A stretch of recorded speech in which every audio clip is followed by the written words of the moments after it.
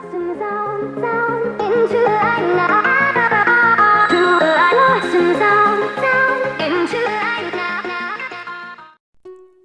halo, selamat datang di channel The Pokemaniac.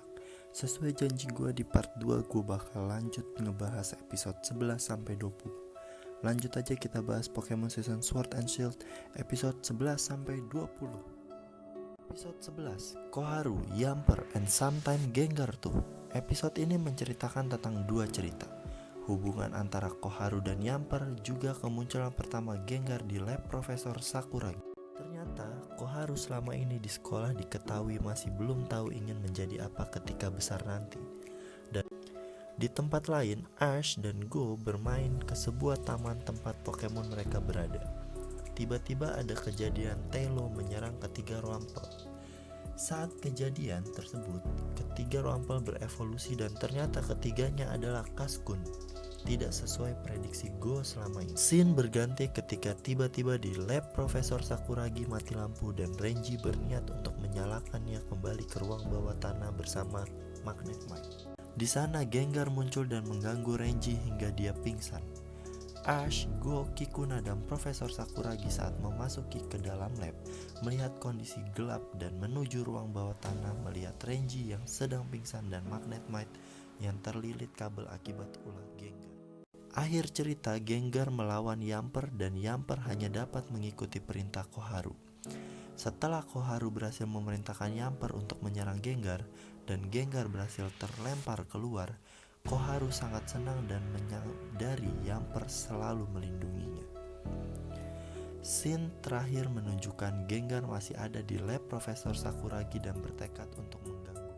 Episode 12, Daimax Battle Leon, the greatest of them all. Di episode 12 ini memperkenalkan tentang Pokemon World Champion yang akan menjadi salah satu inti dari cerita di season ini. Ash dan Go diberikan tiket untuk menonton final Pokemon World Champion, di mana pemenang dari final ini akan menjadi trainer terkuat di dunia.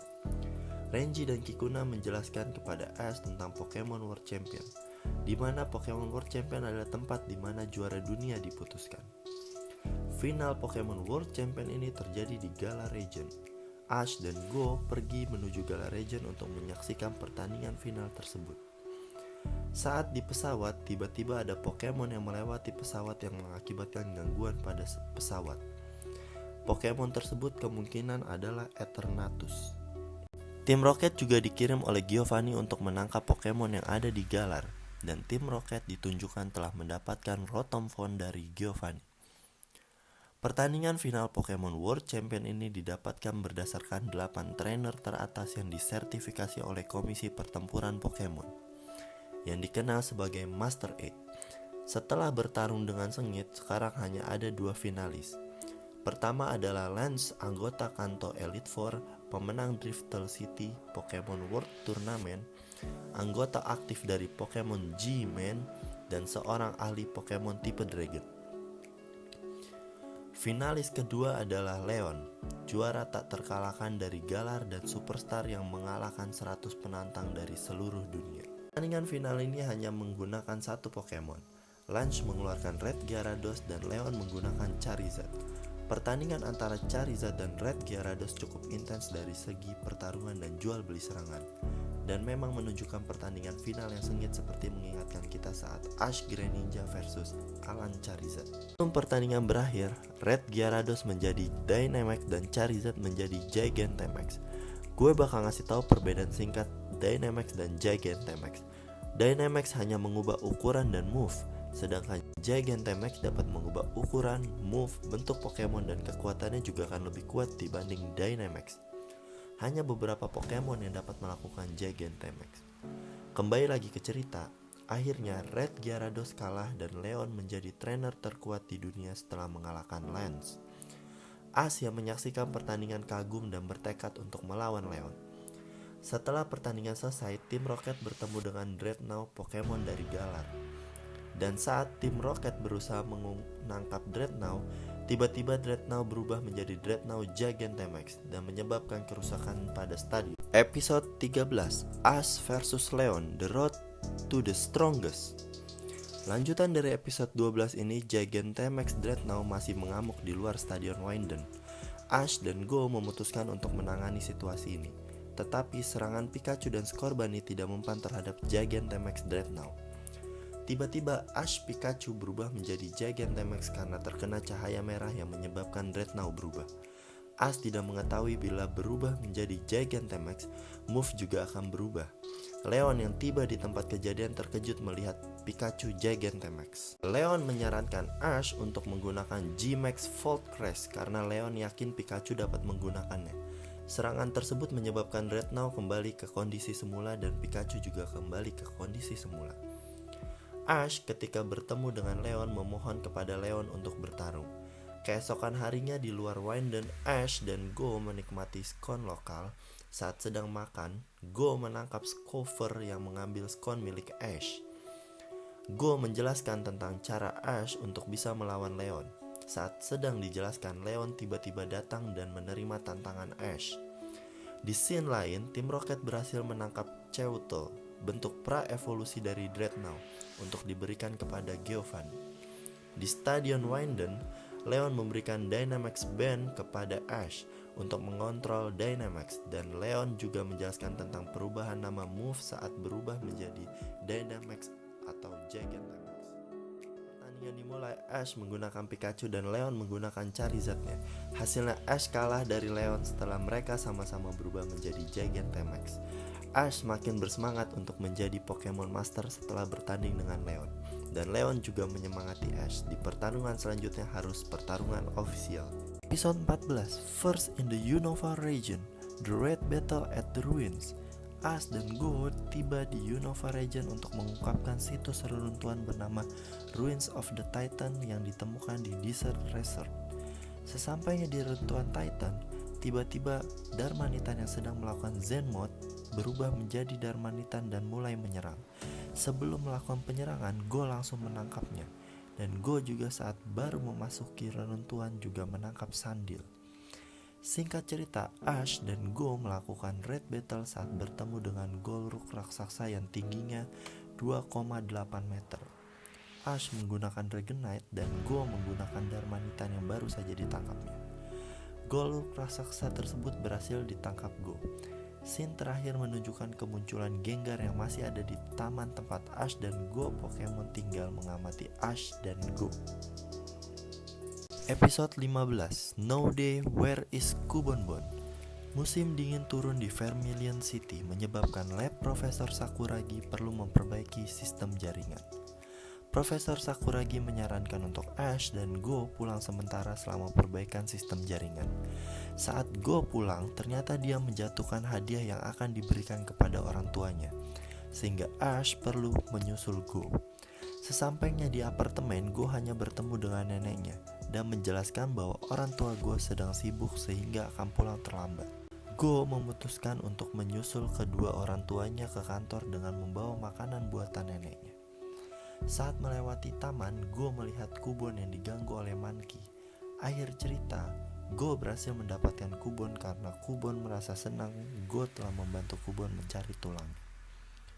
Dan Ash berhasil memberi hadiah kepada Go yang akan diberikan kepada orang tuanya dan mengundang Ash untuk makan bersama keluarga Go. Episode 16, Curse Ash. Episode ini menceritakan masa lalu Gengar dan penyebab Gengar selalu mengganggu di lab Profesor Sakuragi.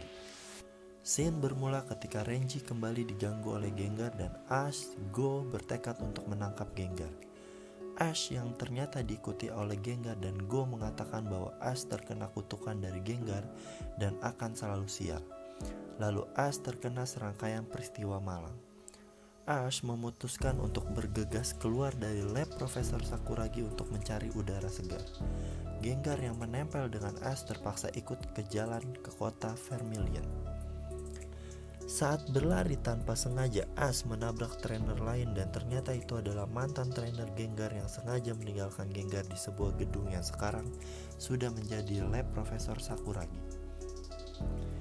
Gengar yang selalu menunggu trainernya kembali sangat marah mengetahui trainernya sengaja meninggalkannya.